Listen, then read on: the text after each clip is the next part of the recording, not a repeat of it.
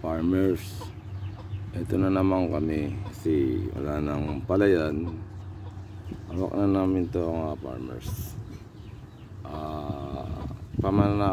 Mananakati po kami, mag-aano po kami ng damo para naman sa mga kalabaw, yung pambansang hayop ng Pilipinas na gaganapin namin dito.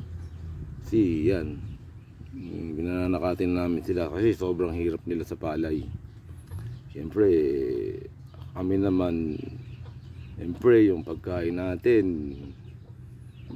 natin, sila nag-ahon, nagpahirap sa pambansang hayop ng Pilipinas, ang kalabaw dito sa Pilipinas. Kaya ang gagawin namin, sila naman lang ipaghahanap namin ng pagkain para sila tumaba uli para sa susunod na anihan, lumakas. Ito yung mga inaano namin. Iba mo kami mga inumin. Ayan. Sasakati uli kami. Ito yung mga nakukuha namin, mga ka-farmers. Ayan. Bali, yung mga ka-farmers, kung paano kaming lumapas o ano. Ayan. Makarit namin. Ayan. Ayan.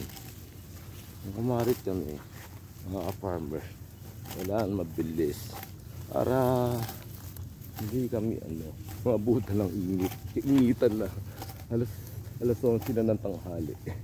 Yan. Yan ang mga karit namin. Kailangan mabibilis kami kasi kung kalabaw gutom na yun, patatabain nila yun, diba?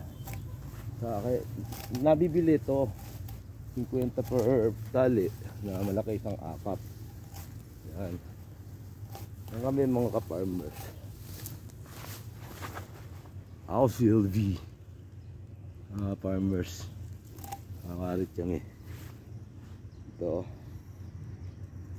nga yan, mga ka-farmers.